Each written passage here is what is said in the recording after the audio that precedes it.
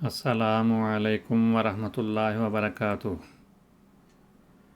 تعلیم القرآن class number 65۔ آج کی کلاس میں ہم سورۃ البقرہ کی آیت نمبر 54 سے آغاز کریں گے۔ اعوذ باللہ من الشیطان الرجیم، بسم اللہ الرحمن الرحیم۔ وَإِذْ آتَيْنَا مُوسَى الْكِتَابَ وَالْفُرْقَانَ لَعَلَّكُمْ تَهْتَدُونَ۔ ترجمہ: وَإِذْ آتَيْنَا مُوسَى الْكِتَابَ، اور جب ہم نے موسیٰ کو دی الکتاب کتاب، واو کے معنی ہے اور، از جب، آتینا ہم نے دی، موسیٰ کو، الکتاب کتاب، والفرقان اور فرقان۔ کتاب اور فرقان کی حیثیت یہاں اس جملے میں ایک جیسی ہے، تو موسیٰ کو کتاب اور فرقان دیے۔ اور جب ہم نے موسیٰ کو کتاب اور فرقان دیے، لعلکم تہتدون، تاکہ تم ہدایت پاؤ، تاکہ تم ہدایت پا جاؤ۔ اس میں واو حرف عاطف ہے، از ظرف ہے، جب، آتینا فعل ماضی ہے، فعل ماضی معروف، اور اس کے اندر جمع متکلم کی ضمیر ہے جو اس کا فاعل ہے۔ آتینا ہم نے دی، موسیٰ کو، الکتاب والفرقان کتاب اور فرقان، لعلکم تاکہ تم یا تاکہ ہو سکے تو، تہتدون تم ہدایت پا جاؤ۔ یہ ضمیر بھی تہتدون میں موجود ہے اور وہ اس کا فاعل بن رہی ہے، لیکن اس جملے میں لعل کے ساتھ کم اس کا اسم ہے جو یہاں پہ ضمیر ہے، تو دونوں کی بجائے ایک ضمیر کا ترجمہ بالعموم کیا جاتا ہے، تاکہ ہو سکے تو تم ہدایت پا جاؤ۔ اب ہم اس کی تفصیل دیکھتے ہیں۔ واو حروف عاطفہ میں سے ہے اور اس کا ترجمہ ہے۔ از اسم ظرف ہے، اس کے معنی جب کے ہوتے ہیں، اور یہ عام طور پہ فعل ماضی کے لیے آتا ہے، فعل ماضی کے ساتھ آتا ہے۔ اذا بھی اسی طرح کا ہے، لیکن وہ فعل مضارع یا مستقبل کے لیے بالعموم آتا ہے۔ آتینا فعل ماضی معروف ہے اور نا اس میں ضمیر جمع متکلم ہے۔ ہم نے دیے، کیا دیے؟ الکتاب والفرقان، کتاب اور فرقان۔ آتینا جو فعل ماضی ہے، اس کا مادہ حمزہ تا یا ہے، عطا کے معنی ہیں وہ آیا، اور یہ فعل لازم ہے۔ افعال کی تقسیم ہم پہلے پڑھ چکے ہیں، بعض افعال لازم کہلاتے ہیں، بعض متعدی کہلاتے ہیں۔ لازم سے مراد ایسے افعال ہیں جو کسی مفعول کا تقاضا نہیں کرتے، جس میں کسی مفعول کی ضرورت نہیں ہوتی، لیکن جو متعدی ہیں ان میں فاعل کے ساتھ مفعول کی ضرورت بھی ہوتی ہے۔ تو عطا کے معنی ہیں وہ آیا، آنا، قریب ہونا اس کے معنی ہیں، لیکن اس کے ساتھ بے کا صلہ بھی آتا ہے۔ جب یہ بے کا صلہ اس کے ساتھ آ جائے تو یہ اس میں متعدی کی خاصیت پیدا کرتا ہے۔ عطا بے، وہ اس چیز کے ساتھ آیا یا اس چیز کو لایا، تو کسی چیز کو لانے والا مفہوم اس میں شامل ہو گیا۔ اس بنا پر ہم کہتے ہیں کہ اس کے ساتھ یہ متعدی ہو جاتا ہے۔ اسی طرح سے اس کے ساتھ صلہ بے کے علاوہ حرف جار جو ہے اعلیٰ کا صلہ بھی آتا ہے۔ عطا اعلیٰ، عطا اعلیٰ کے ساتھ کچھ اور معنی بنتے ہیں، عطا بے کے ساتھ کچھ اور معنی بنتے ہیں۔ یاتی فعل مضارع ہے اور اس کے کئی مصادر آتے ہیں، عطین، اتیانن، اتیانتن، معطاتن، عطین، یہ اس کے مصادر ہیں، اور اس فعل کے معنی ہیں آنا یا قریب ہونا۔ عطا علیہ قضا، کسی کے پاس سے گزرنا یا کسی کے ساتھ پیش آنا، ان معنوں میں آتا ہے۔ عطا علیہ مکمل کرنا یا ختم کرنا کے معنی بھی ہیں۔ عطا بہی، جیسا پہلے میں نے بیان کیا، اس کے معنی آنے کے بجائے کسی چیز کے ساتھ آنا یا کوئی چیز لانا، اس کے معنی بن جاتے ہیں۔ عطل امر یا عطل جرم، اس کے معنی ہیں کوئی کام کرنا یا کسی چیز کا ارتکاب کرنا۔ عطا فلانن اشیاء اتیانن، عطا فلانن، آتا فلانن، جب اس باب کو ثلاثی مجرد کی بجائے باب افعال میں ڈھالا جائے تو یہ فعل آتا بنتا ہے۔ اس میں 4 حروف ہو گئے، یعنی شروع میں جو حمزہ تھا اس کے بعد ایک الف شامل ہو گیا تو آتا بن گیا۔ آتا فلانن اشیاء، اور اس کا مصدر افعال کے وزن پہ اتیان آتا ہے۔ اس کے معنی ہیں کسی کے پاس کوئی چیز لانا، جیسے عطا بے کے معنی لانے کے ہیں، اسی طرح سے آتا کے معنی بھی وہی ہیں، لیکن باب اس کا تبدیل ہو گیا ہے۔ ان معنوں میں یہ فعل قرآن مجید میں آیا۔ قال لفتاہ آتنا غداءنا، آت فعل امر اسی آتا سے ہے۔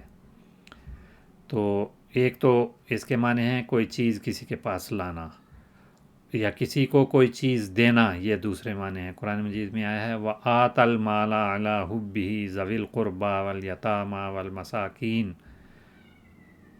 کہ اس نے مال اس کی محبت کے باوجود قریبی رشتہ داروں، یتیموں اور مسکینوں کو دیا۔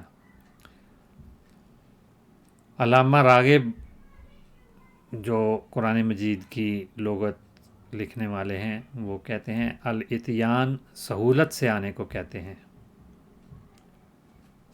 اور کسی کا ذاتی طور پر یا کسی معاملے کے ساتھ تدبیر سے آنا، اس کے لیے بھی اتیان یعنی باب افعال والا آتا کا فعل استعمال ہوتا ہے۔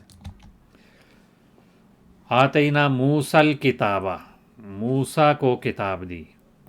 یہاں اس آیت میں موسیٰ پہلا مفعول ہے، جیسے میں نے پہلے عرض کیا ہے کہ فعل کی 2 قسمیں ہیں، لازم اور متعدی۔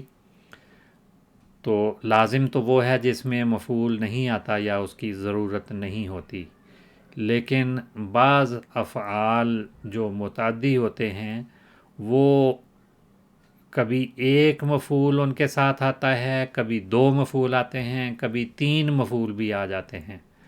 تو اس طرح سے پہلے مفعول کو مفعول اول، دوسرے کو ثانی اور تیسرے کو مفعول ثالث کہتے ہیں۔ تو یہ آتا جو یہاں اس آیت میں آیا ہے، آتینا، اس کا 14واں آخری صیغہ آتا سے استعمال ہوا ہے، اس کے 2 مفعول ہیں۔ آتینا ہم نے دیا، ہم نے تو اس کا فاعل ہو گیا۔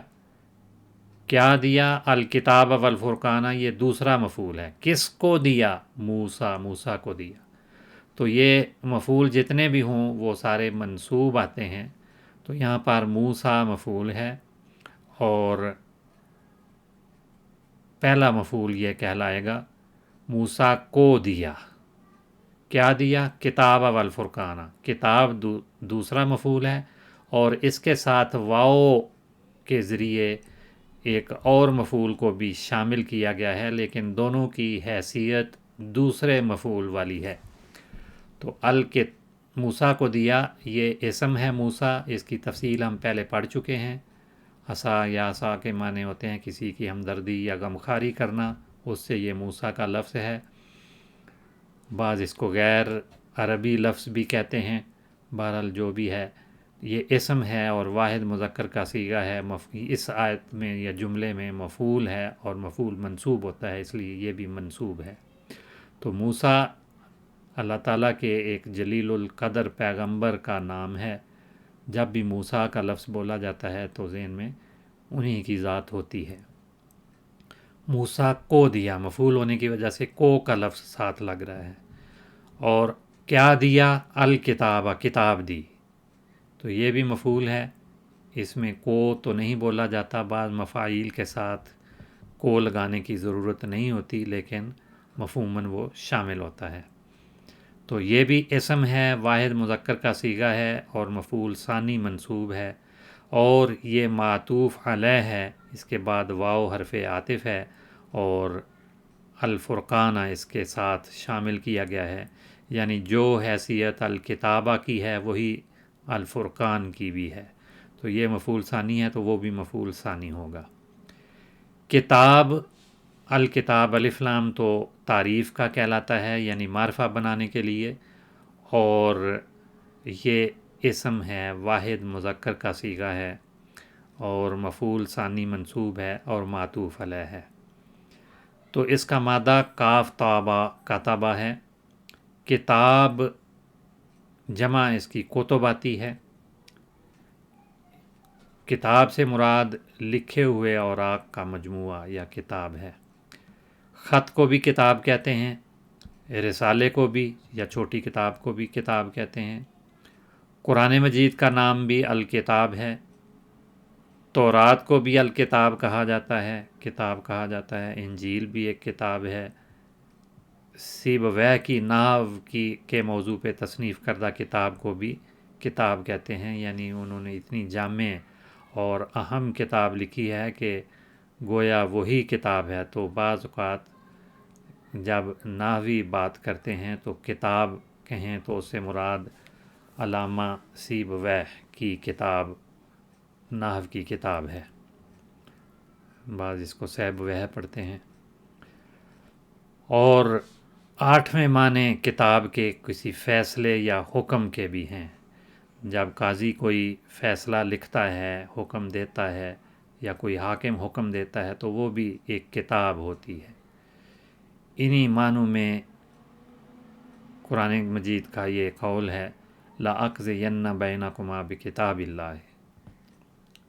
قرآن مجید کا قول نہیں، یہ عام اقوال میں سے ایک قول ہے کہ میں تمہارے درمیان اللہ کے حکم کے مطابق فیصلہ کروں گا۔ اور کتاب سے مراد بعض اوقات کوئی مقررہ وقت بھی لیا جاتا ہے، تو یہ 9ویں معنی ہیں اس لحاظ سے۔ اور 10ویں معنی قدر یا تقدیر، جو اللہ تعالیٰ نے گویا لکھ دیا ہوا ہے، اس کو بھی کتاب کہا جاتا ہے۔ تو کتاب کے مختلف معنی ہیں۔ اس کا مادہ کاتبہ کاف تا با ہے۔ کاتب الکتابہ کتباً و کتاباً، اس کے مصادر کتباً اور کتاباً دونوں آتے ہیں، جس کے معنی لکھنا یا تحریر کرنا یا تصنیف کرنا۔ اور عقد یا نکاح کرنا، اس کے لیے بھی ایک تحریر کی جاتی ہے، تو وہ بھی کتاب یا کتابہ کے مفہوم میں آتا ہے۔ تو اس طرح سے اس کے کتابہ کے کئی معنی بن جاتے ہیں۔ اسی میں اگر 2 حروف کا اضافہ کر دیا جائے کتابہ میں، ایک شروع میں حمزہ وصلی ہے اور درمیان میں تا کے ساتھ ایک اور تا شامل ہو گئی، تو اکتتبہ، کاف کے بعد دوسرے نمبر پہ تا جو ہے وہ باب افتعال کی کہلاتی ہے، تو اکتتبہ افتعال کا وزن بنتا ہے۔ اکتتب الکتاب لنفسہ، کتبہ تو متعدی ہے، اس نے کچھ لکھا، مفعول بھی آتا ہے۔ اکتتبہ ایک لحاظ سے لازم بھی ہے، بعض جگہوں پہ یہ لازم آتا ہے، لیکن یہاں پر اپنے پاس سے کوئی چیز بنا لینا جھوٹے طور پر، یا کسی کی نقل کرنا، کسی کی کاپی کرنا اور اسے اپنی بنا کر پیش کرنا، اس کے لیے بھی اکتتبہ کا فعل بولا جاتا ہے۔ اور کسی سے املا کرانے کی فرمائش کرنا، اس کے لیے بھی اکتتبہ کا فعل آتا ہے۔ اور اسی سے ایک لفظ مکتبہ، اسم ظرف ہے ویسے، اور اس کی جمع مکتبات، مکتبات آتی ہے، مکتبہ مکتبات، تا گول تا ہٹا کے الف تا اس میں شامل کرتے ہیں۔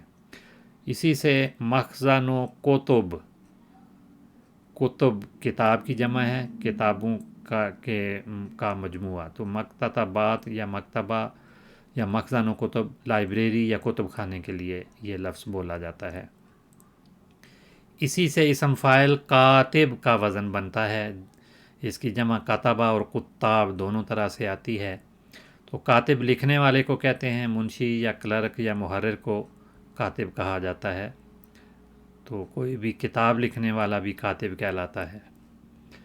تو آتینا موسیٰ الکتابہ، ہم نے موسیٰ کو الکتاب دی، اور جب موسیٰ کا ذکر آئے تو الکتاب سے مراد ان کی الہامی کتاب ہے جس کا نام تورات کہا جاتا ہے، تو وہ حضرت موسیٰ علیہ السلام کو اللہ تعالیٰ کی طرف سے دی گئی تھی۔ والفرقانہ، واو کے معنی ہیں اور، یہ حرف عاطف ہے، اور کتاب اور الفرقان کو جمع کر رہا ہے، اس کو ایک ہی حکم میں شامل کر رہا ہے۔ تو الفرقان سے مراد کئی اس کے معانی ہیں۔ حضرت موسیٰ کے ذکر میں جب آئے تو اس سے تورات بھی مراد ہو سکتی ہے، لیکن عام طور پہ کہا جاتا ہے کہ حضرت موسیٰ علیہ السلام کو کئی طرح کے معجزات دیے گئے تھے، وہ یہاں پر مراد ہیں۔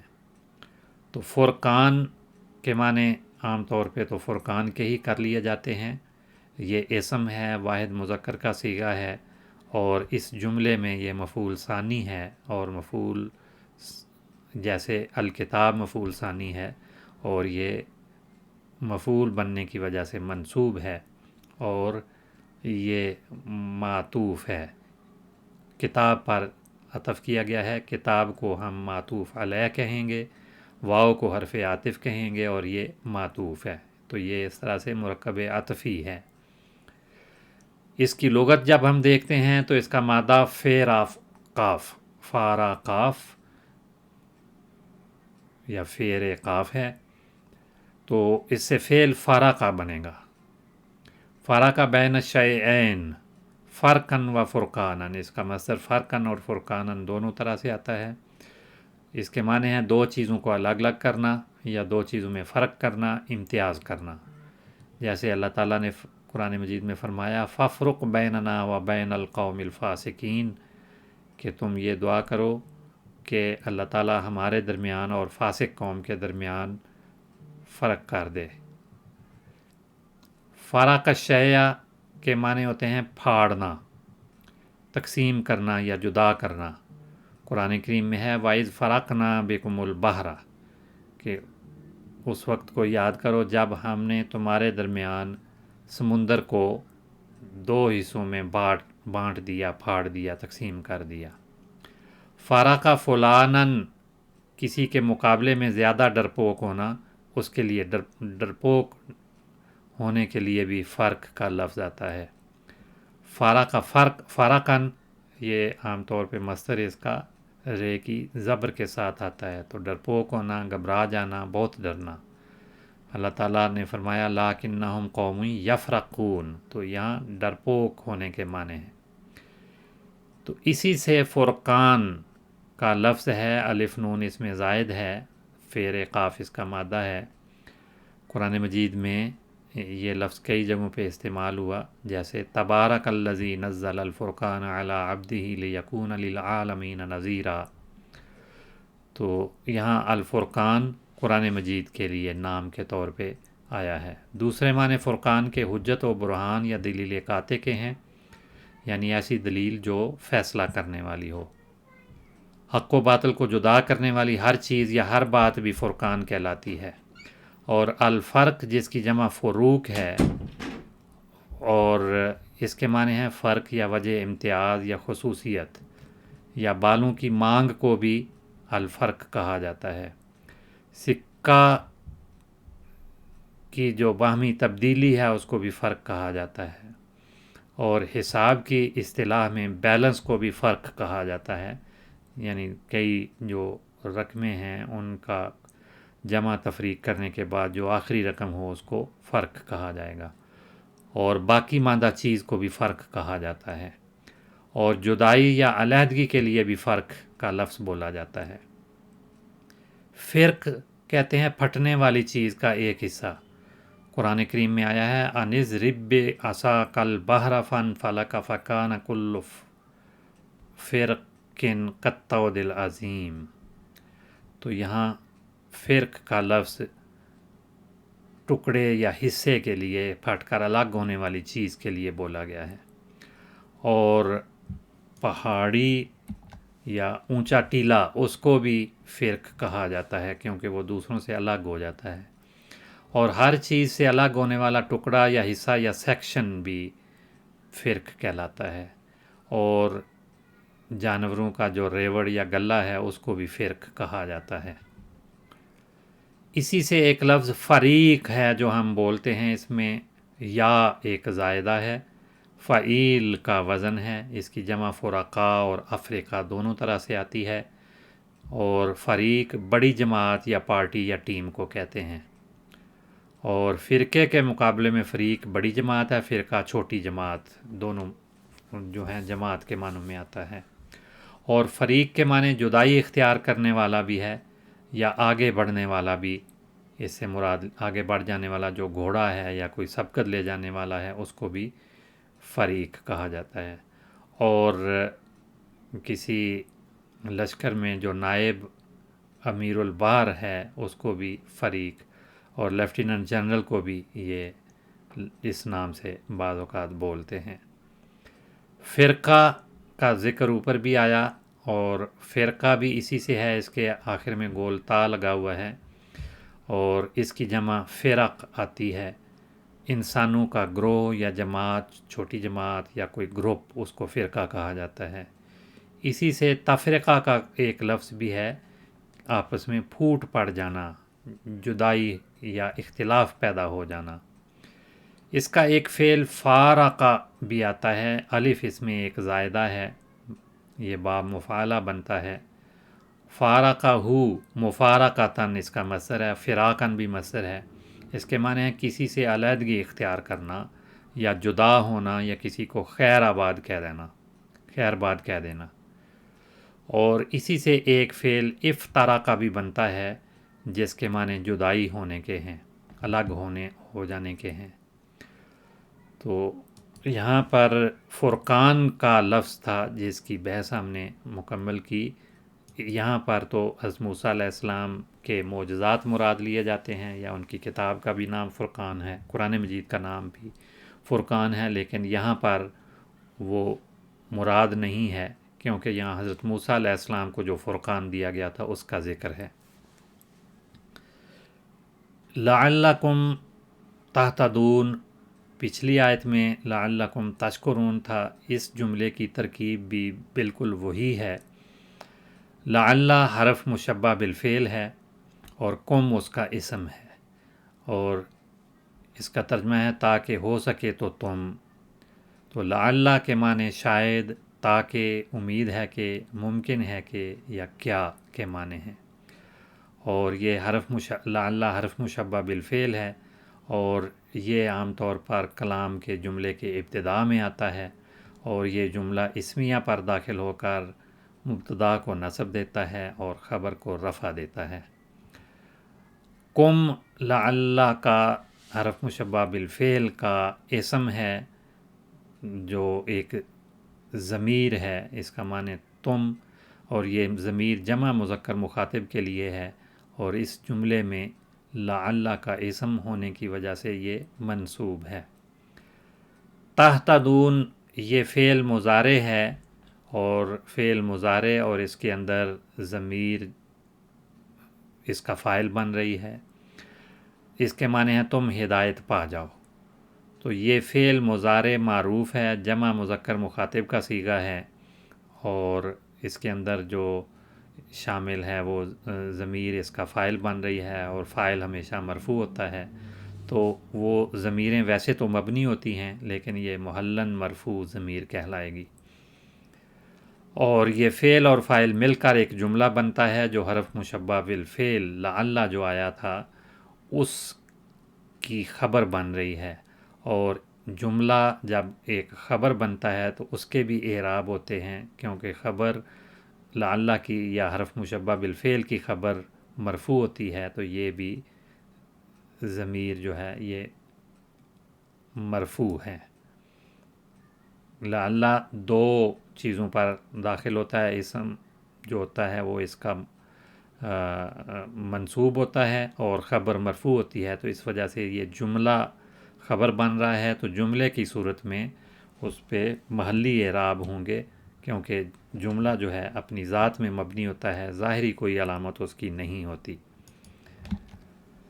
یہ تحت دون جو ہے اس کا مادہ ہا دال یا ہے، فعل ہدا یہدی اس سے ثلاثی مجرد کا فعل آئے گا، اور اس کے مصادر مختلف اوزان میں آتے ہیں، ہدن، ہدین، ہدایتن۔ اور ہدا فلانن کسی کو راہ بتانا، راستہ دکھانا، اس کی رہنمائی کرنا۔ قرآن مجید میں آیا ہے وَوَجَدَكَ ضَالًّا فَہَدَىٰ، کہ اس نے تجھے گمراہ پایا، گم پایا اپنی محبت میں، اور اس نے تجھے راہ بتا دیا، تیری رہنمائی کر دی۔ اس نے تجھے احکام شریعت سے ناواقف پایا، یہ بھی ترجمہ کیا جاتا ہے، تو ان احکام تک رہنمائی کی۔ ہدا فلانن الطریقہ، اس کے معنی ہیں کسی کو راستہ بتانا یا راستہ دکھانا، اور فلانن براہ راست مفعول بھی آ جاتا ہے، ہدا لہو لام کا صلہ بھی آ جاتا ہے، اس کے بھی وہی معنی ہیں، اور الا کا صلہ بھی آ جاتا ہے، کسی کو کسی چیز کی طرف رہنمائی کرنا۔ قرآن مجید میں آیا وَهَدَيْنَاهُ النَّجْدَيْنِ، کہ ہم نے اسے دونوں یعنی خیر و شر کے دونوں راستے بتا دیے۔ سورۃ فاتحہ میں ہم پڑھتے ہیں اہدنا الصراط المستقیم، تو اہد جو ہے وہ بھی ہدا سے فعل امر ہے، تو ہمیں دکھا، کیا دکھا؟ الصراط المستقیم، سیدھا راستہ۔ اہتدا یہتدی، یہ اس سے کئی افعال اور بھی آتے ہیں۔ اہتدا افتعال کا وزن ہے، اس سے فعل مضارع یہتدی آتا ہے، باب افتعال ہے، اور یہتدی جو ہے اس کی دو پڑھنے کی اور شکلیں بھی ہیں۔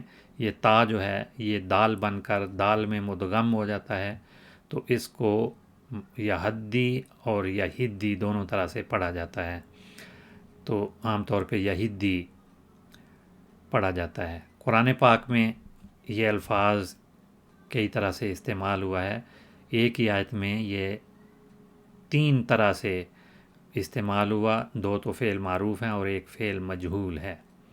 بتوں کے لیے اللہ تعالیٰ ان کی یہ خاصیت بتا رہا ہے، وہ تو خود بھی رہنمائی نہیں پا سکتے، اللہ تعالیٰ کی ذات ہی ہے جو ان کو ہدایت دے سکتی ہے، یا کسی کو بھی، جس کو ہم دیکھتے ہیں کہ کئی لوگ شریک بنا لیتے ہیں، تو وہ تو خود ہدایت نہیں پا سکتے۔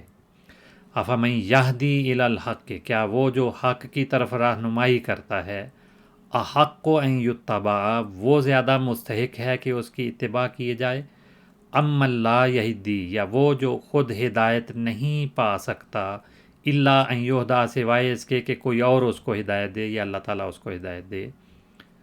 کیا اتباع کا زیادہ حقدار وہ ہے جس نے حق کی راہ پائی، یا وہ کہ جب تک اسے راستہ نہ بتایا جائے وہ اسے نہ جانے؟ تو یہ اس کا ترجمہ بنتا ہے۔ اسی کا اہتدا یہتدی کا ترجمہ ہدایت چاہنا یا ہدایت پر قائم ہونا بھی ہے۔ تو اس آیت کی تفصیلی ترجمہ اور وضاحت مکمل ہوئی۔ آج کی کلاس اسی پہ ختم ہوتی ہے۔ السلام علیکم ورحمۃ اللہ وبرکاتہ۔